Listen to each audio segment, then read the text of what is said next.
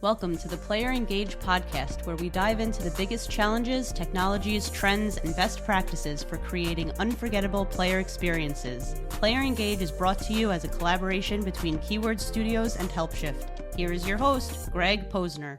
Hey, everybody.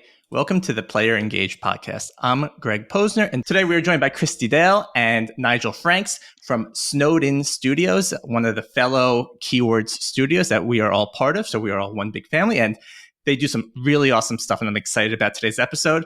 Before we jump too much into it, I'm going to let them each introduce themselves. So Nigel, you want to kick it off? Sure. Yeah. My name is Nigel Franks. I'm the studio production director at Snowden Studios, part of the management team here. I've been in the games industry since about 1999 and about software development for another 10 years prior to that with a couple of software companies, but always wanted to get into game development. That's me. I kind of head up our production teams, and I'll hand it over to my esteemed colleague, Kristie. Hi. My name's Kristie Dale. I've been in the games industry for about 3.5 years, and that was all with Snowden. Before this, I did project management type stuff, but in different industries like construction. So it was really interesting coming into the games industry. It was just something that I loved and did on the side, and I happened to cross the job posting, and here I am 3 years later. And we are so glad you came across that job posting, Kristie. You have no idea. So, high-level question for both of you. What's the game that you've played that made you fall in love with gaming, or what's the first memory that you have? Oh, you go ahead, Nigel.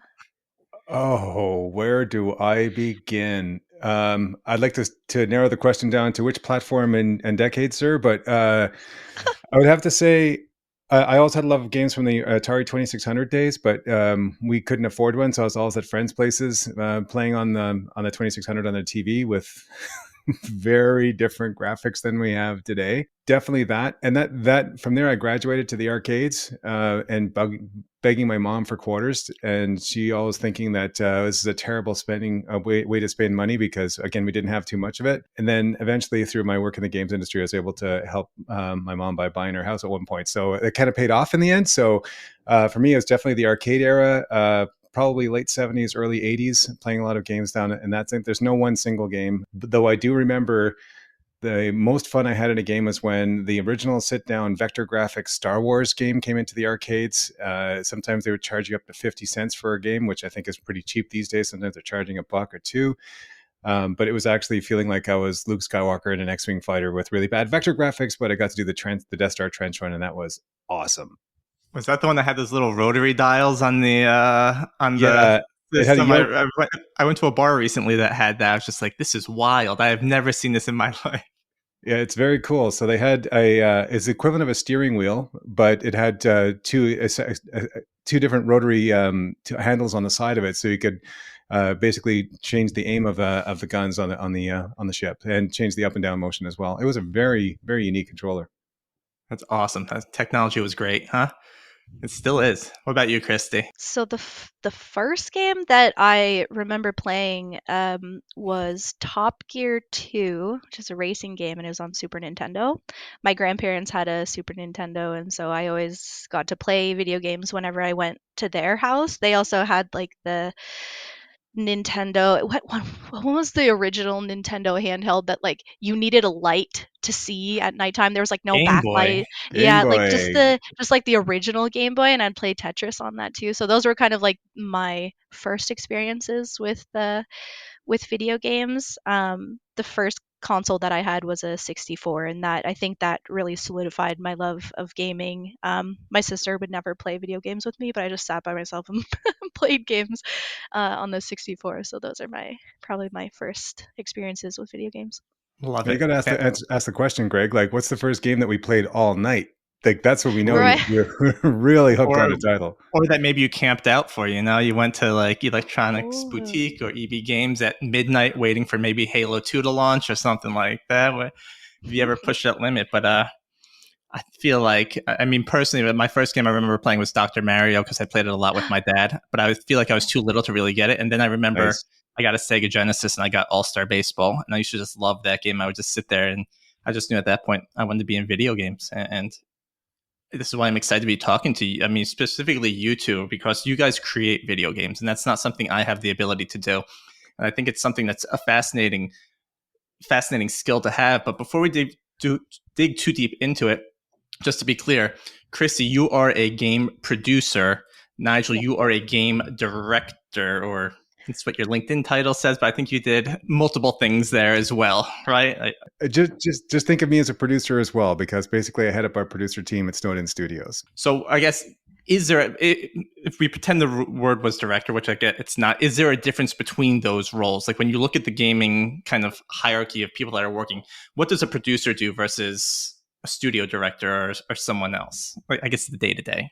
I think Christie's a lot closer to the day-to-day these days, but I can talk about the specifics for a studio production director for us at Snowden, and it's going to be different for every studio. This is one of the things I try and get people to really be aware of, that your title in one studio is going to be very different in another studio because of how they operate. Right now, we wanted to divide up the management team into different disciplines, for one taking care of operations, one taking care of production. So that's how I ended up with the title of studio production director. So I do touch a little bit of operations, a lot of biz dev, and a lot of production, basically supporting our production teams. But that's just very unique to us at Snowden Studios. I think when you're looking at some of the traditional AAAs, my role is probably closer to either a senior director or an executive producer that's got teams of producers working on a particular title or a suite of titles.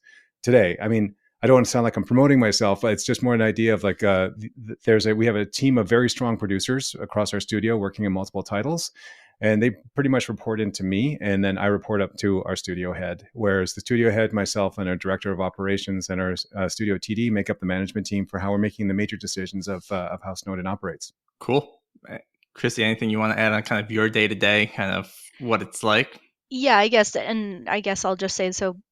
As a producer, generally, what you would hope is like a producer would just have one project that they're working on, and they own that, and they own the delivery of that project within the studio.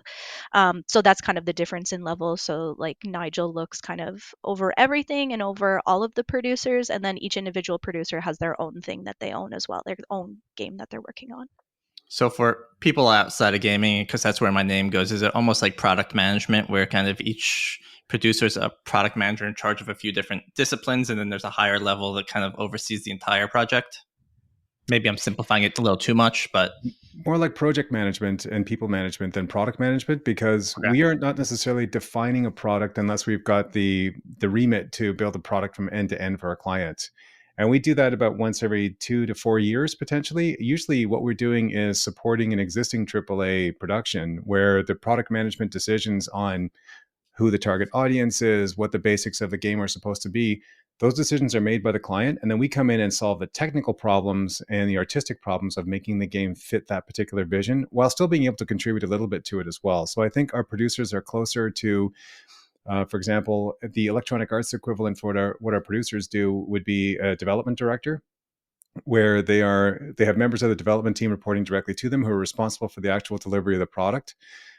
Regardless of the main creative decisions being made outside of our studio, we still have a lot of input on how things are implemented and how we think it's going to be a better experience for the player. So we're not doing the direct product management. We're more doing the project management and development direction for the game itself. And Christi, please correct me if I'm wrong.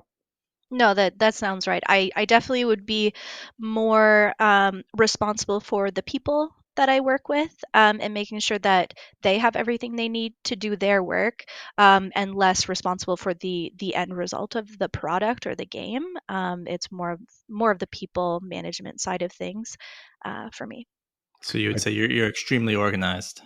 I try to be, yeah. I would say Christi is hyper organized. In fact, I take a look at how Christi's done with a lot of the things, and I'm thinking there's a ton I can learn from her about that. And we've said it a couple of times in many conversations, and I was saying like, gee, Christi, I wish I was as organized as you when it comes down to getting all this stuff done on time. Organization, note-taking are all skills that are completely underrated, and we need more people that are better at it, because I know myself, I just have folders everywhere that make no sense, and I'm just thinking, oh God, how am I going to scale this? What am I going to do? And I'm jotting notes in different places. There's too many tools, and it's both a positive of living in this age when new things are coming out all the time, and also kind of a good way to get yourself in technical debt.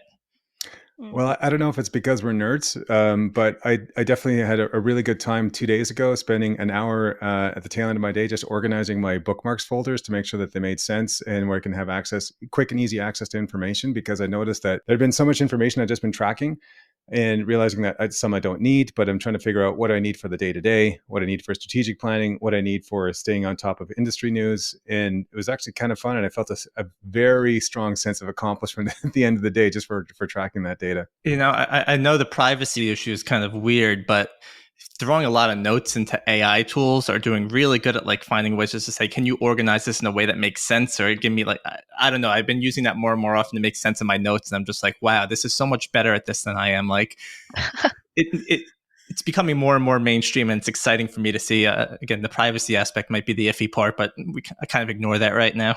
So I'm kind of curious if I say, can you organize my files in such a way that they make sense? It'll say, well, according to people at HelpShift who do this stuff, kind of stuff.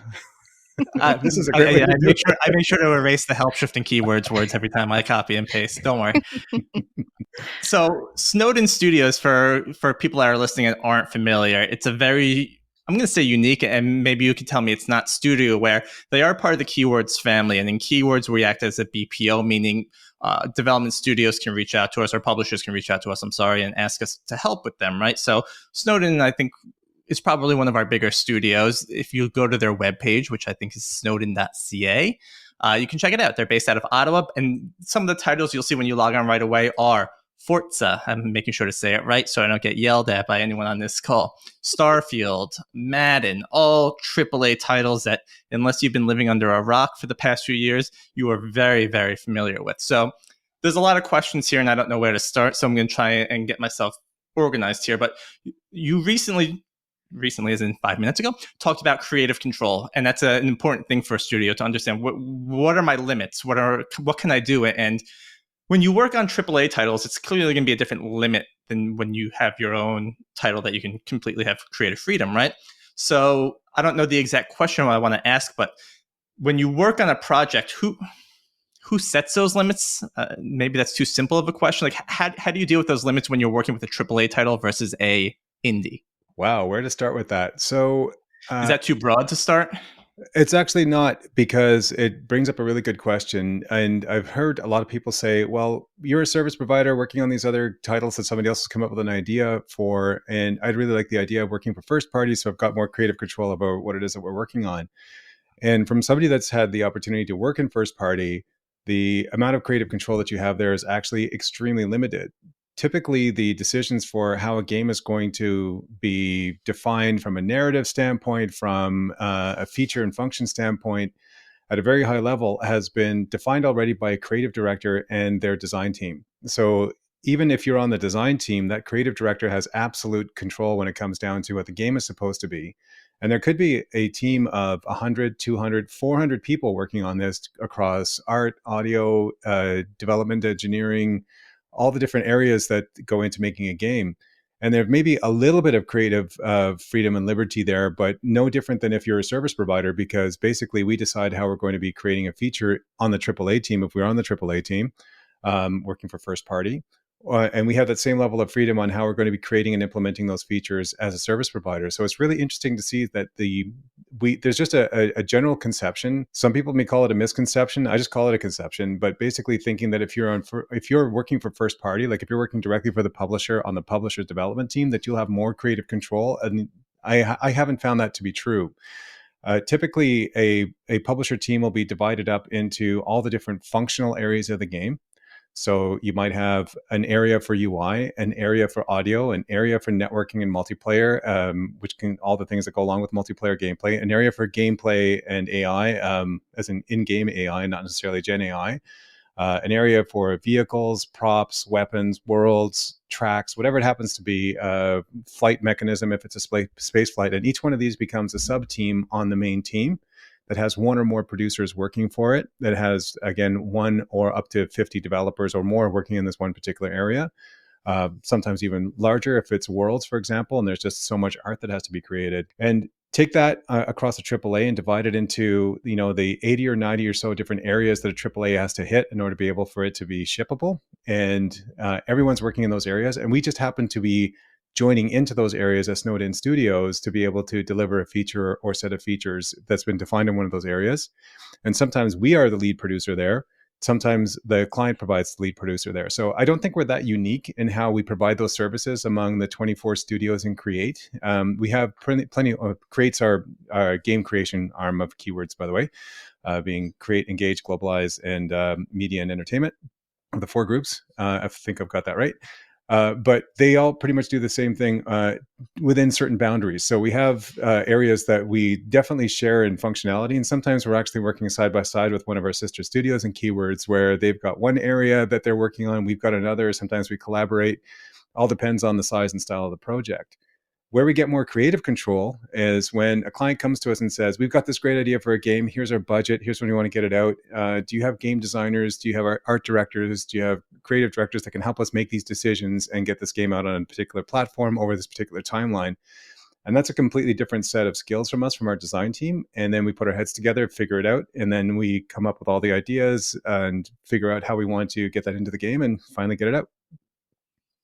I think that's a bit of a long-winded answer to your question. There's many different ways of slicing this particular pie. It's great and it's fascinating. It really is. And one of the things that first pops to my mind is, I'm just going to keep calling out Microsoft here because, again, looking at your page, there's Microsoft games there, right? But they don't have to be the true example here. But do they send people from their team? So if you're start working on Starfield, does Bethesda have people working directly with you to kind of blend those teams so you have kind of those mixed workflows? I guess it's not the right word I'm looking for, but like the synergies, I guess, and that's a buzzword, right? But like, do they send studio people to your guys to work together so it's the same feeling?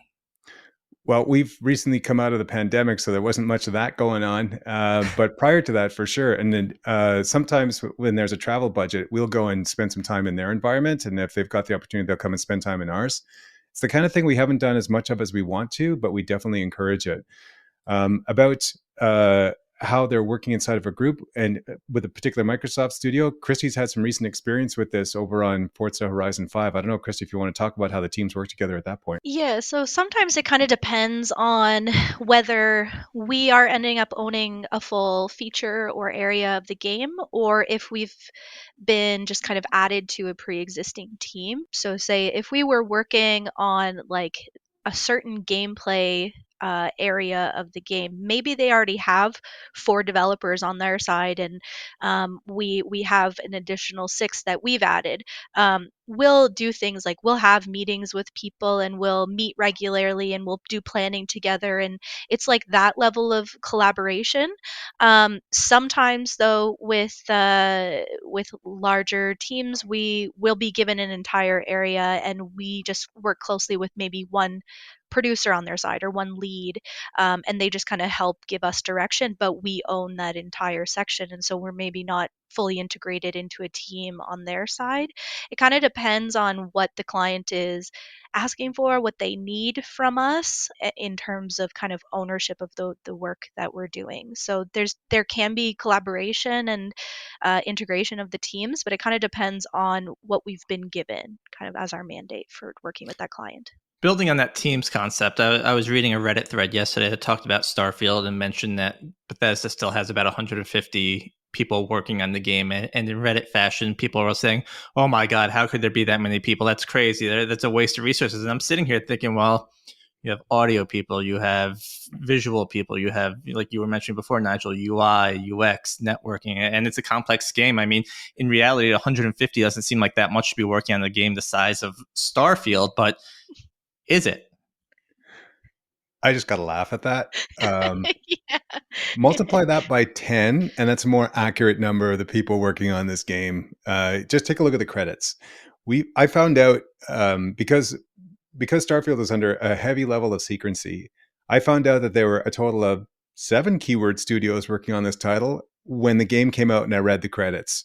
So I fully understand that level of secrecy, and we couldn't quite collaborate. We were working on separate areas. Some were working on worlds, some were on weapons, some on ships, some on core engineering technology like us. I was really surprised. And then we got together with some of our studio heads who were saying, you're on Starfield? You're on Starfield? I was on, but and then it was really neat to see. So it's not surprising at all that there's still a core team of at least that size working on it. We are continuing to work on it with our client Bethesda as well. I can't say on what or how. All I can say is that we continue to be engaged and working on Starfield. And it's going to be having a lot of really good things to come down the line with this game, because it's got a very long tail when it comes down to the features and plans and things that they're looking to put in place. So it's not surprising at all. In true fashion of a Bethesda game, hopefully it's got long legs. I've been a big fan of the game and I play it every night, and my wife makes fun of me still to this day, but love it. I guess, I mean, I have my own judgment here, but between the differences of working on a AAA title or versus, I'm just going to keep calling them indies, right? Like, do you guys have preferences based on your roles, or? You want to go first, Nigel? You go, Kristie. Yeah. Okay, I can't say I have a preference. Every project has its unique like difficulties in how the production is.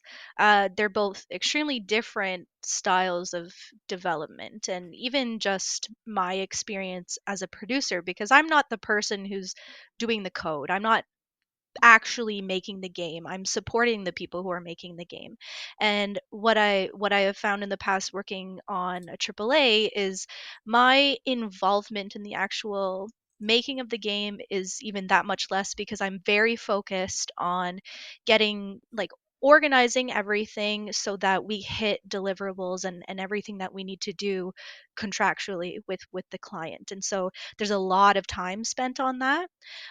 Whereas other projects where it's not AAA, I find I have much more involvement. And so then like on the project I have that I'm working on now, I can do things where I'm like, hey, what do you think about putting this in the game? I think it would be cool. And some of those things have been picked up where you don't really have that involvement with a AAA. And so like there's that, but there's also, it's really nice sometimes having the structure of a AAA, and because sometimes it can be stressful the other way when it's not the development isn't so rigid. It can also be confusing of like, okay, what do we need to do, what do we need to complete? So there's really positives and negatives on both sides. So I personally don't have a preference based on my experience so far. They're both really interesting.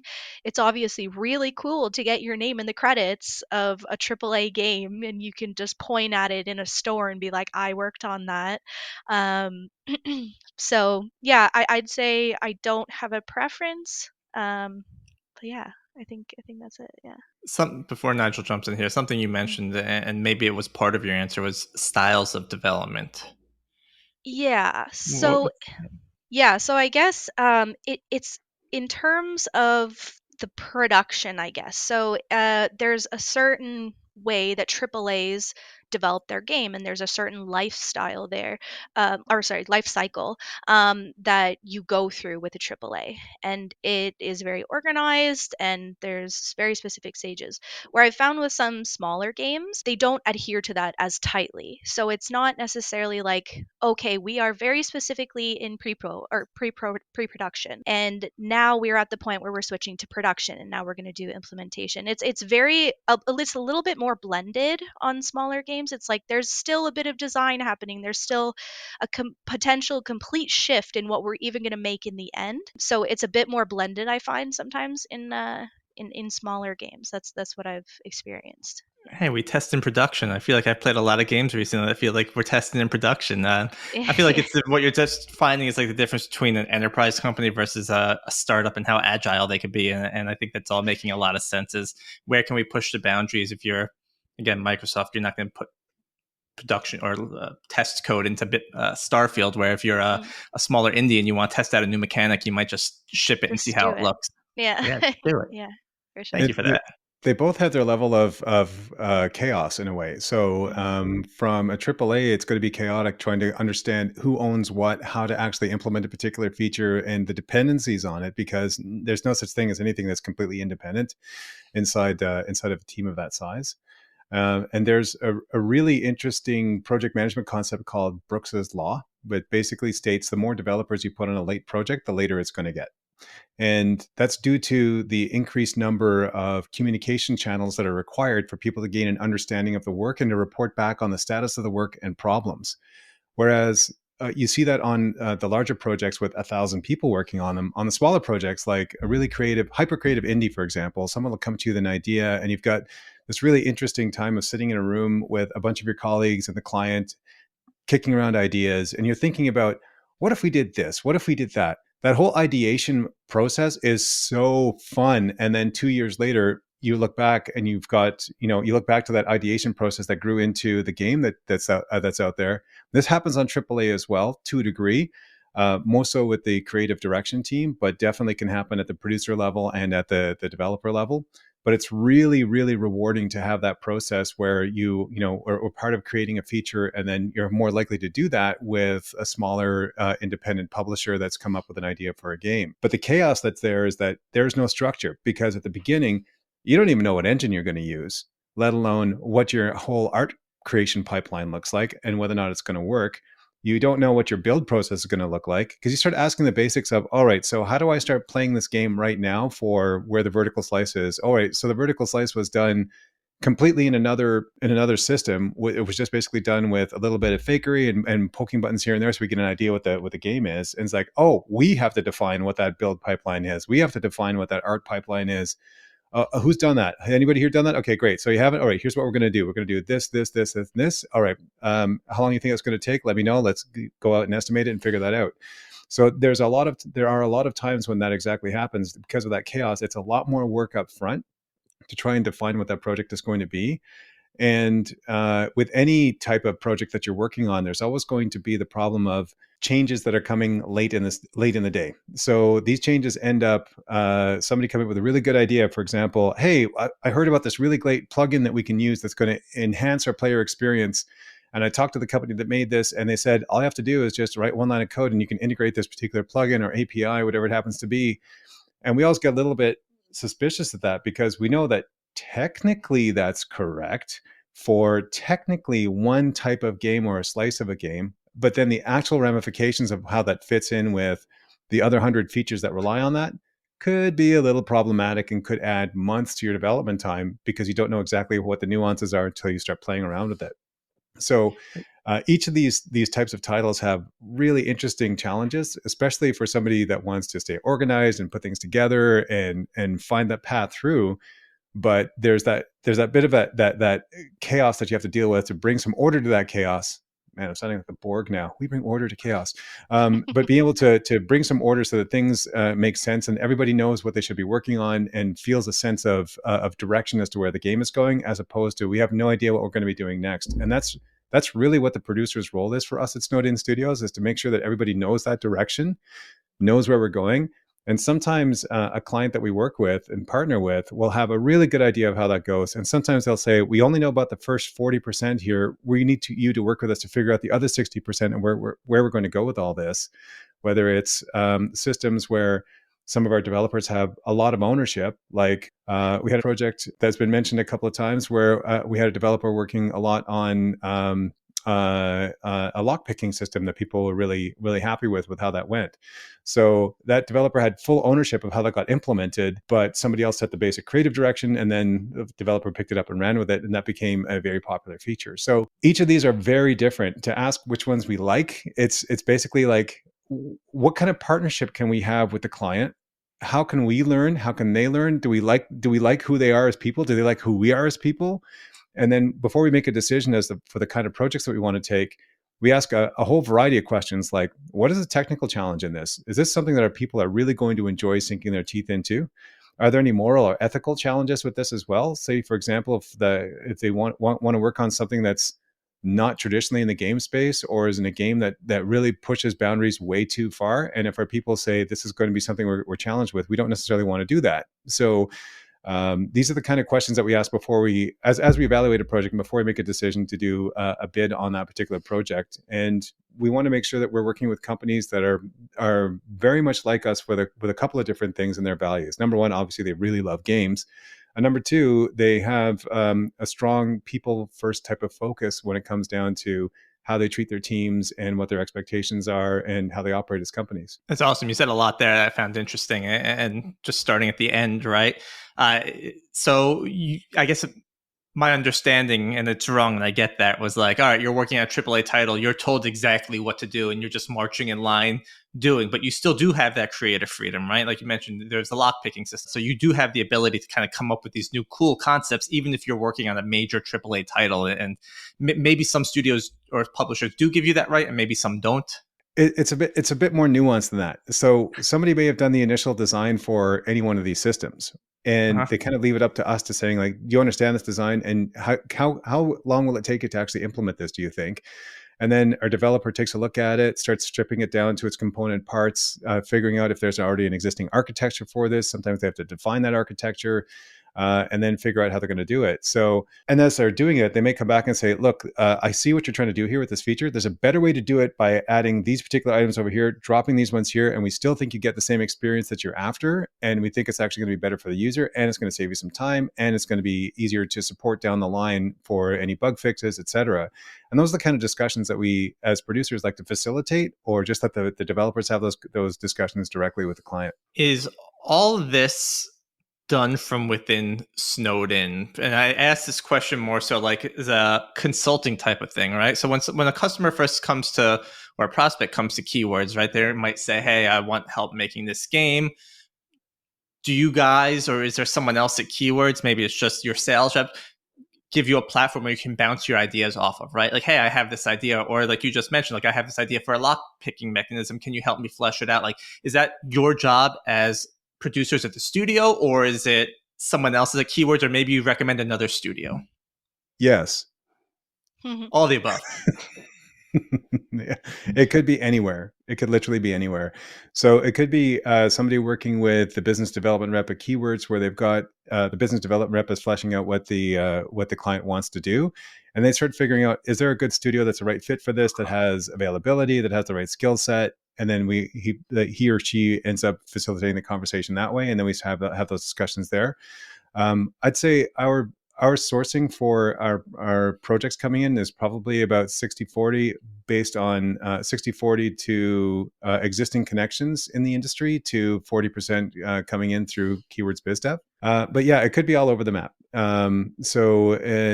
We might be having those discussions very early in the day with the client. We might be coming in after the fact that those initial discussions have been had. So it could be literally anywhere. Okay, makes sense. It could be anywhere on the map. Yep. I want to kind of turn this into kind of pillars to creating the game, because that's something, as I've been talking to more people, I've been understanding that different people have different philosophies. So the pillars around creating a game, I think, are fascinating. It's something that I kind of started spitballing in my mind what makes sense. So forget about the AAA titles and let's talk about just creating a game. When you first sit down, I guess let's start about the ideology, because you said that's fun, and that sounds like it's like every little kid's dream when they start playing video games. Like, I just want to sit around a table with my friends and throw a whole bunch of ideas together and what sticks, right? Like, is that exactly what happens? Sometimes, yes. In fact, that's probably the most fun part, the ideation of what a game is supposed to be, and either a game or a feature. The most fun about this is getting the ideas from other people around the table, and you all start feeding off each other, where someone says, what if we did this? And then you get another idea. What if we did that? And suddenly you're going from one person generating 3 ideas to 5 people generating 500 ideas, because as you introduce more people up to a certain amount, that ideation tends to increase in speed, volume, and quality, and all the things that go along with that. So there's an optimal number for this, and people have done studies about this as well. But there's absolutely nothing like that feeling of bouncing ideas off somebody who loves games as much as you do, and you hear the ideas that they have for the cool things you can do inside of a title, and you're like, what, can we actually do that? We can, oh, okay, I think we can figure out a way to do that, or that'd be really fun. We'll put that one in the bucket for like version 2 or 3, because we know that's going to take a lot of tech to develop.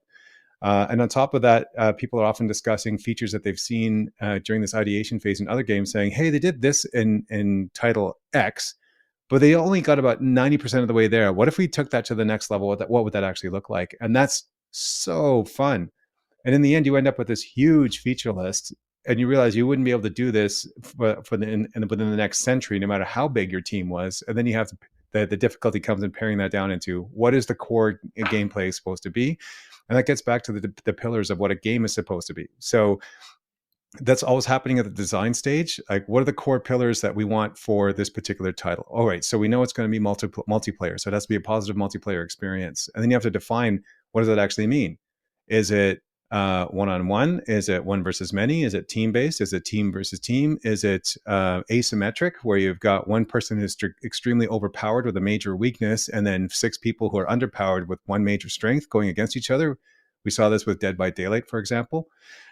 So, one of the pillars could be multiplayer, and then you start stripping that down into its component parts. Another one would be replayability, to make sure that people can always come back and get a fresh experience by looking at that. Another pillar could be, for lack of a better word, some games I've seen will say, not being evil with in-app purchases, right? So it means that we want to be able to have in-app purchases where we can make some money, but we don't have to force the player to get into this in order to be able to pay to win or pay to play the game. So from a design perspective, there are these pillars that are defining what the game is. And from there, the team can understand those pillars to find them out into greater detail, make sure that there's agreement on that. But then from us as game developers, we have the equivalent types of principles of what we want out of a game for our teams. Again, getting back to those ideas that, is it technically challenging? Is it the kind of client that we want to work with? Is it going to be something that helps advance us as a studio or as our team? Is it cool new tech that people haven't touched? For example, we have a lot of demand internally for people working on Unreal 5 because that's the latest and greatest. While still a lot of games are still working on Unreal 4 or custom engines, where you're not going to get the experience working on Unreal 5, but you'll be working on this really interesting and sometimes challenging internal engine, is probably the best way to put it. Because companies have made investments in these engines, for example, over time, and they want to keep recouping that investment. And that makes a lot of sense. So they don't want to be paying royalties off to another engine provider. So definitely pillars of gameplay is where that whole ideation starts. And it's really important to define those up front, because it's going to be really easy for your game to become something different than what you'd anticipated 6 months, a year and a half into development. And I think it was Jason Schreier that talked about this in Press Reset, where there are a pile of games that in AAA development, you don't really understand the game you've got until 2.5 years in, and on a 3 or 3.5 year project. And that's because there's been so much ideation happening going on that it's only in that last 6 months to a year you finally understand what that core gameplay is. And Todd Howard talked about this with Starfield development in a really interesting interview that he did. He said, I went digging into the game just to play and check out a couple of different features. And then I found out, and I'm completely paraphrasing and probably butchering this as well, but he said, once I went into what I thought would be a 30 or 45-minute session just to see what the game is, and I walked out 4 hours later, then I knew we had a game. So this often happens with AAA, that you've got all these great designs, all these great ideas, all these great prototypes, and it's only once there's a huge amount of content that's been developed that you know that you've got something that's really tenable for the long term.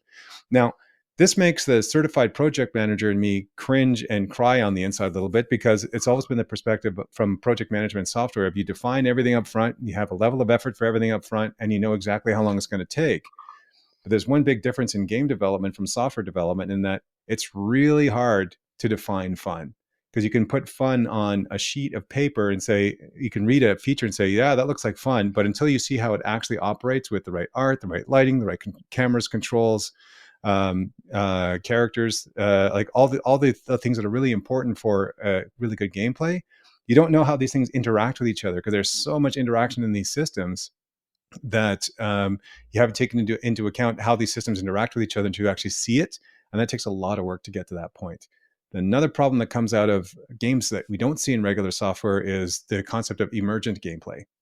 So suddenly 5 gameplay systems come together and you have a completely different mechanic than what you thought. You had no idea that this was even feasible and possible. And you decide, okay, this is really core to what we need to be doing here with this game.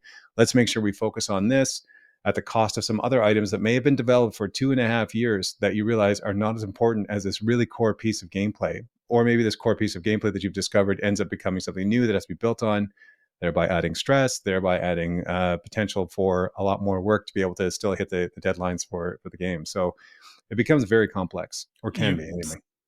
You said a lot of stuff, and I want to talk about some of it. But first, what I kind of like to do in the middle, and I think we're way past the middle of the episode, is kind of like a spitfire round where we just ask some loose questions that you can answer, and hopefully my marketing team can make magic of it. Don't put much Fair enough. thought into Let's the do it. answers. Just each answer. Okay. Let's say, Kristie, you go first. And Nigel goes, just so we got order. Oh no. Okay. If you were to go to a bar, what type of drink are you ordering? A whiskey sour. Sparkling water. What is your dream vacation? Hawaii, I guess. Walking the hills of southern France along the Cathar route. Nice. What did you have for breakfast? I had an egg and cheese breakfast sandwich. Oatmeal with a heavy dose of protein shake mixed in. Nice, that's a smart move. Way to elevate oatmeal there. I hear oatmeal a lot from all these people I talk to. It's interesting. Last but not least, what was the last book you read? It was probably from the A Court of Thorns and Roses series, A Court of War and Ruin by Sarah J. Maas. I have the entire Court of Thorn and Rose series from Kristie's recommendation. I haven't read a single one yet. I'd say the last book I read in its entirety was The Wind-Up Girl by Paolo Bacigalupi. Amazing sci-fi story. There we go. Off the hot seat there, and appreciate your answers. Jumping back to what you said before, because I think there's some fascinating stuff. First, I heard you mention camera controls character, and I learned about the 3 Cs. So that's exciting to hear that other people are using. Obviously, clearly, it's used by a lot of people, but it's exciting for me to remember something, and it's exciting to hear that. But one thing you also mentioned was that the engine, right? You're talking about people learning Unreal 5, which clearly it's going to be the new thing that people want to learn because it's the latest and greatest. But what happens if you come to a project where it's a weird engine you guys aren't familiar with, whether it be like a Frostbite engine or I don't know what Forza uses as their engine, right? Like, is it versatile enough where developers can probably switch languages fairly quickly? I know some will not be, but like, is that just a project you have to reject, or do you kind of think how do we do this? How do you think we do this, Kristie? You've had the chance to do this a few times. Yeah, so we're just laughing because the project I'm on, we are using a different engine than what we're used to. Switching quickly is, I wouldn't say that, but we have to see who we have available to join a project like this. And who we think will be able to ramp into the new custom engine in a reasonable amount of time for the client. It kind of depends too on the relationship with the client. So the client that I'm working with right now, they were really gracious with the amount of time they gave us to ramp into their engine, which made a really big difference for us. And it probably took the team at least like 3 months to really know what was going on, know what the project was, and start to feel a little bit more comfortable in the new engine. So we don't turn them down, that's for sure. But it kind of depends on a few different things, and I think we were just uniquely positioned with who we could have on this project to ramp in fast enough so that we could work on it. It's not a challenge we'll shy away from, but it doesn't happen too often, but we have done it. We actually think of it as part of a unique selling point, a unique selling proposition for Snowden Studios. And a lot of the Create studios, I think, are very similar in that we don't get tied into a particular engine. Us as Snowden, we like to market ourselves as C++ generalists. And we'll also be doing that with C# because we can do that with a lot of Unity projects, Unity being primarily C#. But when we are looking for new developers, we test them quite heavily on C++ principles so that we can have people ramp into all these very disparate custom engines. I'd say, let's see, probably our 2 biggest projects over the last couple of years were on custom engines that had over 60 or 70 people on as developers working directly into these custom engines in C++. And the ramp up time can be arduous. Like, it takes time to understand these particular engines. Some of these engines are still considered cutting edge, but their original conception was 15 or 20 years ago, because a company is still adding to these engines and adding new features and still getting really great performance out of them. causing very interesting technical concerns from our side when we start finding out something like, how is this piece of code written? And the person that originally wrote that piece of code is no longer there. There's no one to be able to support it. We start asking questions about who's going to support it. How do we fix this problem? Then we find out, oh, that's us. So that's something that we actually really pride ourselves on, because that's the kind of deep technical problem we like to work on. So there's often going to be this type of thing where we're looking into custom engines for clients, or we're looking at custom engines and working in them that a client has been built on. And it makes a lot of sense if they've got a lot of money invested in this engine, they still want to be able to use that for future use. I think Ubisoft's got 3 or 4 different engines that they've developed in-house. They've got Anvil, and they've got Snowdrop, and a couple of others that I'm forgetting off the top of my head. But they're used for in different ways on different games, and it's really fascinating that they can continue to get the return on that investment. Bethesda uses their own engine that they've been working on for multiple years on multiple products, which is great.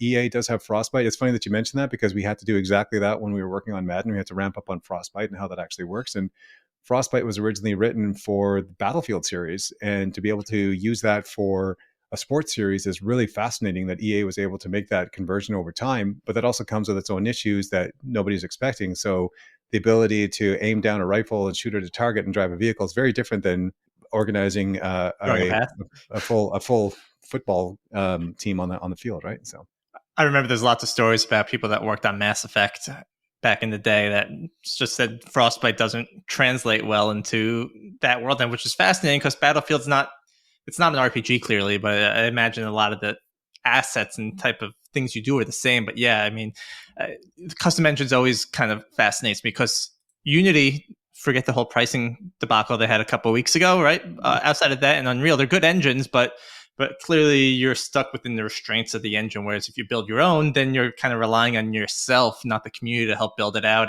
And I don't know, it's this weird thing. And I'm glad to hear that it all comes down to C# and C+, because when I failed that in college and gave up on my dreams of being a video game creator, I thought, who uses C++ anyway? But I'm glad to hear I was proved wrong there.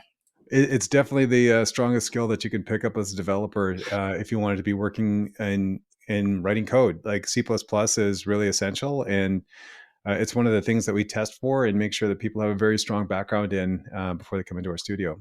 And I think that's been one of our unique selling points with our clients as well. We have very strong C++ developers. So I want to kind of take a different direction of the conversation now. And I speak to many different studios, and it's been an honor. And I speak to people in Montreal and Toronto, but you don't often hear Ottawa. I think of government, and I think of the senators. So what is the gaming culture like in Ottawa? How do you guys collaborate? Is it like a tight-knit group? So some of us were here before the hockey team had come back. So you put Ottawa and Senators together, you're still talking about the government. But yeah, we are trying to, as much as possible, promote the Ottawa Games business and the Ottawa Games community, for sure. Providing some support for game development clubs. A lot of our folks are part of the the underground indie scene more than anything else. Back pre-pandemic, we had the Capital Gaming Hub as part of Snowden Studios, which is an initiative that was spearheaded by our studio head, Jean-Sylvain Sormani, who is very interested in, very keen on developing the community here in Ottawa. And he's been such a strong advocate for Ottawa's game development community. At that time, like, cheap office space was given to indies that were basically trying to start up, and we're looking at doing the same thing again now. Now that we're post-pandemic and we're seeing a bit of a rebound, and being able to provide some office space for people that need it, so that's one thing that they don't have to worry about, and they're close to another game development community and companies, so they can actually be bouncing ideas back off each other, which is really important to us. We also make our space available for the Ottawa game development community for free when they want to have like meetups and start talking about different things. And we try to have these very regular sync ups with the Ottawa game dev community. It's really important for us, because you're totally right. You hear a lot of news out of Toronto, Vancouver, Montreal in Canada, and Eastern Canada even more so than what you hear about Ottawa, which is really interesting, because we have such a strong high-tech culture here. I believe Ottawa's got one of the figures that was used back before I left Ottawa, and I'll get to that in a second, was that Ottawa has the highest concentration of high-tech companies in the world outside of Silicon Valley. And the reason for that is the fact that we've got 5 strong universities here, plus a federal government, and people having access to grants and starting their own tech companies in telecommunications and software and a bunch of different areas. But games is never really big outside of a couple of anchor companies over the last 30 years that were developing games from the late 70s onwards. And oddly enough, we have some people that were at some of those companies with us now here at Snowden Studios. But when I was looking to get into games, I had to move to the West Coast. So that's a 4,400 kilometer flight to get to Vancouver and start looking at that, or go to Montreal. I was more interested in the West Coast, but I was quite surprised when I came back to Ottawa that here's the studio that's building stuff up here in town, and it's really great to see. And that really fits with the vision of me coming back to my hometown, being able to continue to develop the community here. And for me, it's super important because we want to be able to put Ottawa on the map for game dev. So we're trying to do a lot of those support things. How would you recommend people get started, right? Like, and this is going to be a silly question, right? Like if I'm interested in making a game, how do I get started? What do you think, Kristie? Ooh. Oh, geez.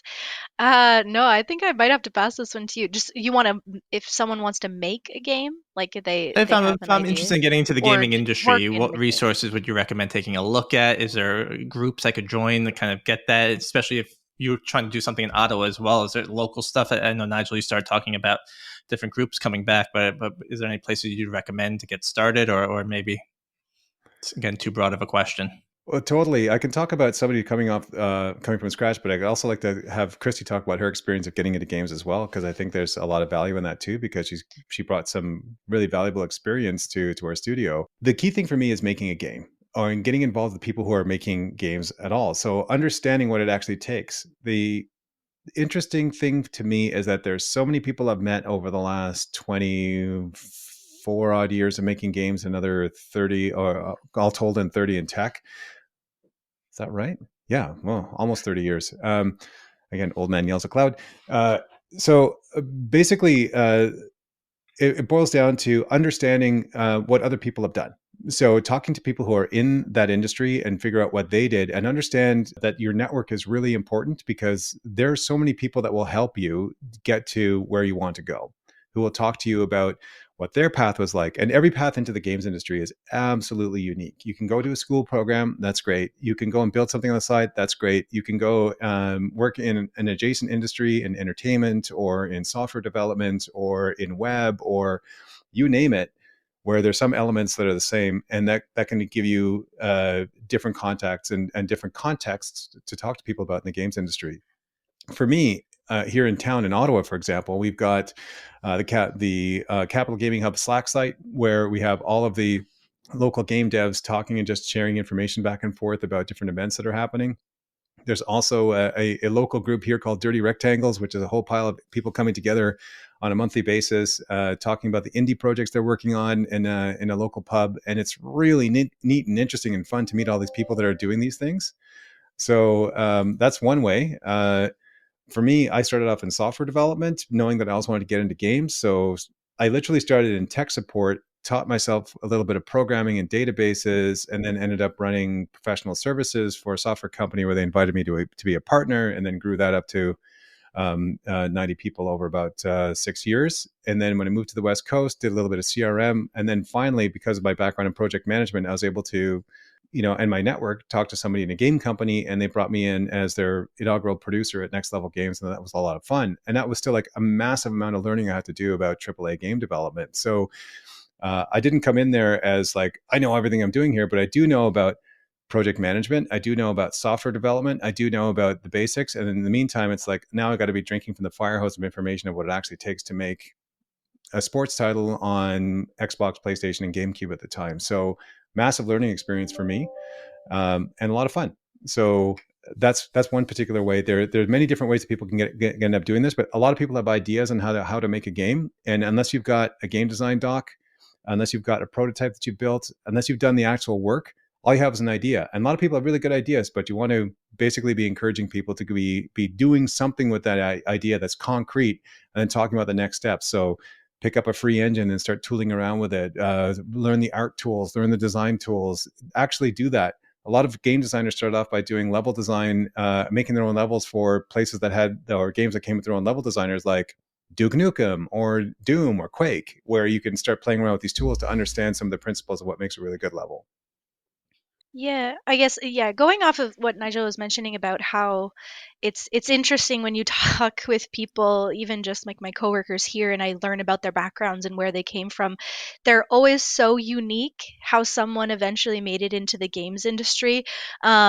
It's actually, I feel like it's almost more rare that I heard like someone saying like my entire life I wanted to work on games and then I went to school for it and now I'm here. It's always some crazy way that they eventually ended up here. Like, if, for example, for me, I went to school originally for history and museum studies. It was just an area that I was interested in. I wanted to work in museums. And then from there, while I was in those programs, I realized that I liked project management. And so I was like, I'm going to be a project manager in a museum one day. And it just, I didn't really end up there, and I ended up in a few different jobs. And then, like I said, I just kind of came across this posting one day and I was like, hey, I like video games. and so I applied for the job. And I do feel that Snowden, like, it took a chance on me. Like, I had the skills around project management, but I had never been in the games industry before. And there were questions, there was like a quiz, there were questions about the game industry and game development that I had no idea what the answers were. And I'm still learning. You're going to continue learning in the games industry. It's a lifelong thing. But I guess what I'll say in terms of like how you get into something that you're interested in and that you're going to love, I sometimes think about just kind of the analogy of like, if a lot of people say I want to be a movie star, or I want to be a rock star and play guitar on the stage for the rest of my life. And but if you look at these people who were extremely successful, occasionally, yes, they got in a sneaky way and didn't have to put in the time. But a lot of the time, you talk to these people like guitarists, it's like they they spent every second of their free time in their childhood and growing up playing guitar. That was their life. It is what they love to do. And I think to a certain degree, when you're trying to figure out what you want to do with your life, you need to be willing to be happy with the road to get there. You can have the grand idea of, I want to work on a AAA game one day. Okay, great. And you want to be a programmer? Great. So like, what kind of engines have you played around in? What courses are you taking in your school? What do you know about the games industry? Are you looking at the news? Do you know what's going on in there? So it's a bit of like, you need to be happy with the road to get there and enjoy that whole process, because once you're here, you're not going to want to stick around, because you'll realize that you don't maybe love the process. And I guess an example for me was, I was in between jobs, and I started doing YouTube videos for gaming. I would play Fortnite and I made YouTube videos, and I went a bit into like streaming as well on Twitch. And I thought, when I started that, what would be a cool job? Being a streamer every day, because you see these people on Twitch and they seem like they're having really cool lives and they make lots of money. And you think of the grand idea of like making it as far as like Ninja or something. But I did it and found out, oh no, I don't want to do this. And it wasn't really just like I obviously enjoy playing games and I love it, but it just wasn't for me, the idea of streaming. But I did it and I realized, you know what? I wouldn't end up loving to do this my whole life. And so you just sometimes need to take a chance. And if you are able to, just start getting experience in those things in any way that you can, and find out, are you enjoying it the whole time? Like, you're not going to enjoy everything the whole time, but in general, are you enjoying the process? And do you know what's going on in the industry that you're interested in? And I think that's kind of applicable to anything that you're interested in getting into. But when it comes to games, you can love playing games every day, but I can't guarantee that you'll love making games every day. So you need to start dabbling in the different things and get the experience and see how you actually feel about that. And then just keep going if it feels That's good. a really good point that Kristie made there, especially like when it comes down to the love of playing games versus making games, and the business of games too, because you have to understand how games basically operates as an industry if that's what you want to do and make a career out of. Gene Simmons, the guitarist for bassist, I think it is, for Kiss. Now they're on their final tour right now, and they've been touring since the 70s. When he came to Ottawa about 20 years ago, I remember him talking to a bunch of aspiring musicians at a big conference, and he said, "Don't forget that no one's really going to care about your art if you don't understand what this business is. You really need to understand that you are in a business, and you have to make sure that you've got something that's marketable. And no one's really going to care about the art side of things if there's nothing behind that that can actually be marketable." The other thing about like playing games is one thing. Making games is a totally different scene, and it certainly helps if you love playing games, for sure. I've met a lot of people, managers in some of the big AAA companies that really didn't last a long time because they'd come in with their big qualifications, and nothing wrong with those qualifications for sure. But they'd say, "This is totally chaotic. I'm going to show you how you do software properly now." And they had no idea how games actually function, work, and no desire or joy to get out of games. And they always found it really frustrating because they didn't gain a lot of, I guess, supporters when it came down to a lot of these things, because the people inside the companies themselves who have been working on games for a while saying, like, do you really understand what we need to accomplish here versus following a particular process? And when it comes down to the games that you love versus the games you love working on, I have a lot of people in the studio saying, what kind of games do we want to, we ask the studio, what kind of games should we be pitching on? What kind of stuff you want to work on? We get a lot of really interesting ideas, and which is great. And then I remember asking the question, like, if you worked on this game for 5 years, would you still love it as much? And I'm not saying this as a rhetorical question because I already know the answer. For example, I've got 4 or 5 games on my desk here that I worked on over the last bunch of years, and I can't play them now because I spent so much time playing these games in the development process that it's not as fun for me to go and experience that as a new player.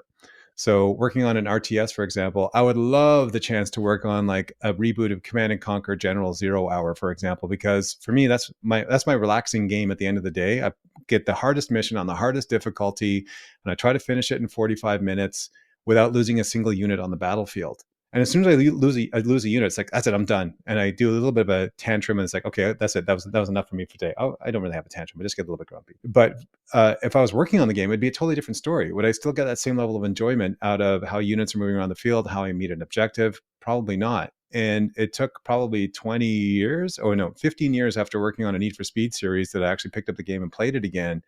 I thought, oh, not bad. But I could only play it for about half an hour, 45 minutes before I was just like, oh, I remember this particular scene. I remember the grinding we have to do to get through all this particular area. I remember the late nights doing all this.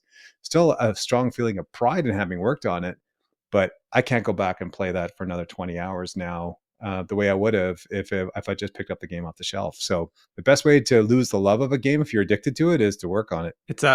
I think that's fantastic what both you and Christy said. I mean, it's a passion project at the end of the day. You need to love what you do, and you need to be willing to put in that grind. I mean, no job just falls on your lap and makes it the best job ever. I mean, you talked about kind of entertainers, and like Taylor Swift comes to mind. Everyone probably thinks she has the best life ever, and she probably does, but she probably puts in so much work behind the scenes that like you're tired of it. It's not just easy. And if you love gaming, yeah, I'm sure it gives you that advantage because you're excited to go to work and build this stuff out. But it comes down to like, I talked to a lot of people in the movie industry that like they can't go see movies without criticizing it and nitpicking every little detail. And like the love is gone. Like you don't want that love to be gone. Right. But it ain't just the movie industry. Like as soon as you start working in cinematics and games, you will never look at any piece of visual media the same way again.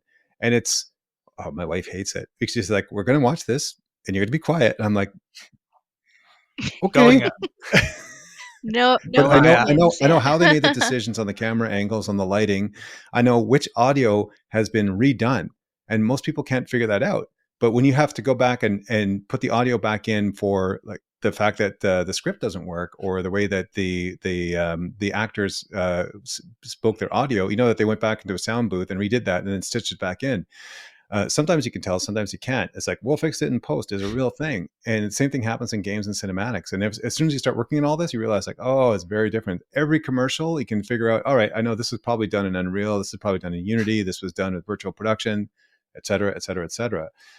Not every piece of media for sure, but a lot of them. Like a vast majority. The more time you spend working in games, the more you really understand some aspects of film production, to the point where it's a lot more difficult to really appreciate something for the creativity that went into it and just to enjoy it as a piece of entertainment. You mentioned Command and Conquer Generals, but my favorite game growing up was Tiberian Sun, and And you're gonna tell me the acting of Kane and that is underrated. I could watch that every day and be happy and see those Command and Conquer cutscenes and probably made for budget dollars. It's amazing. Yeah, super fun.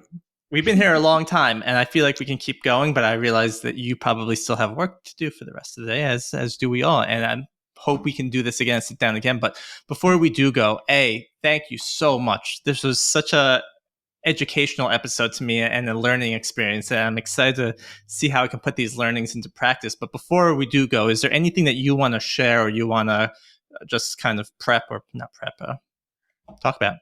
Kristie? All right. You go ahead, Nigel. No, you go ahead. We love this business. We love making games. About all the stuff about games is nothing without the love of the people that you're working with. Like, that's what excites me every day going to work, whether I'm working remotely or working from the office. I'm working with the most interesting group of people who are all extremely smart, all extremely accomplished, very unique perspectives on how the world works. And we're united by this love of games that we all work on. And that for me is the single biggest thing that I find so uplifting and so satisfying. So when you find that right group, that right studio, it makes everything so much fun. It makes your entire journey worth it. And for me, I've never been happier in my career than working at Snowden Studios because of that amazing group of people. And to that, I have to thank the studio founders for creating a really great environment for people to be in. Yeah, I would have to echo everything that Nigel just said. Yeah, it's been I tell people regularly that this is the best job I ever got. I got the job I had before this one, I got laid off and I thought it was the end of the world, and then a few months later I got my dream job. So it definitely feels like everything kind of happens for a reason. I guess the last things I'll say, just kind of touching back on the idea of like how to get into the games industry. Yeah, I think just do everything that you can to network with people, meet people, learn new software if you want to be a programmer, do your art, share it with people. Just do everything that you can to get experience, whether it's professional or not, and make sure you're enjoying it the whole time, because you never know what event you're going to be at or what person you're going to meet that's going to be the thing that's going to get you into the industry. There's definitely, I was just at a conference and I just happened to be talking to one of the volunteers, and he was going to school to be a programmer, and he just was so excited about potentially working in the games industry one day. And I just happened to pass his name on to like our hiring team at Keywords, and maybe one day he'll work for Keywords. And I think those are the type of people we want, the people who are, really passionate about what they're doing, that they'll do anything, including just volunteering at a games conference just to have the opportunity to maybe meet people and learn some things. So just do everything that you can, and maybe one day you'll meet the right person or be in I the have to right close spot. it off with one other thing as well, is that Snowden Studios are pretty contained within Snowden for the most part, for the people that are working on their titles, but we're part of this amazing family of studios all around the world. Like, the potential is so awesome. And when we get together at these groups, when you realize that you're meeting with people from all over the planet who are all share that same passion, and the fact that we've worked on collectively like the biggest games in the world for many, many years now, surrounded by other entrepreneurs or other game creators who are all part of the Keywords network, it's really mind blowing. Like, the first time I got together with other people inside of Keywords, I was like, I had no idea just how much potential we have here and how much brain power there is here, and the amazing things that we work on. So we often lose when you're on the day-to-day working on your title, you kind of forget that there's like this bigger picture out there. But when you have the opportunity to work with multiple studios coming together, and a lot of people that are joined by a lot of the same values and principles, and it's really fascinating to see, and it's really rewarding. It's kind of like one of those best kept secrets of the games industry. When you're working inside of a AAA for 5 or 6 years, you might say, oh yeah, some outsourced studio named Keywords may have done some localization or some QA or FQA or Cert QA, or maybe it's like another keyword studio that did some art for us. But when you're inside and you realize just how big this is, it's really amazing. Like, there's nowhere to go but up from all this. And the fact that we continue to grow during like difficult times for the games industry all around, it really speaks to the potential of Keywords as a company. And all the individual studios that are adding to all that is just something that's really neat to see. And it's absolutely fascinating to me to see how this company operates and grows. And the Yeah, fact that here you are at HelpShift, right? Like we have the opportunity to talk. We haven't had a chance to work together yet, but hopefully we will at some point soon. yeah, and just to triple down on that, a big thanks to Keywords, right? In a tough time in the gaming industry, we are still hiring. There's positions all available, whether you're an artist or you're in customer support, or if you're in sound, or if you're in digital media. There's tons of jobs opportunities. And I too get excited when friends come to me and say, how can I even get started? And you send them to this page that has hundreds of jobs opening. And I mean, it's a great company. Thank you, Keywords. But most importantly right now, thank you, Nigel. Thank you, Christi, for coming on. Thank you, Snowden Studios. This, again, was a great episode. I'm really excited to kind of go back and listen to the different nuggets of information that we learned, and we will be sharing all this information. Before we say goodbye, I know you said your final words, but any parting words? Just thank you. Thank you for having me here. This was really exciting and love to talk in the future. I'll as echo well. that. Thanks so much, Greg. This has been awesome. A lot of fun. Thanks for listening, everybody. I hope you got a lot of good information out of this episode, as I did. Make sure you join us next week when we have Mike Gallagher from Untitled Ad Lab join us, and we can learn more about the marketing side of gaming. Thanks for listening, and have a great rest of your day.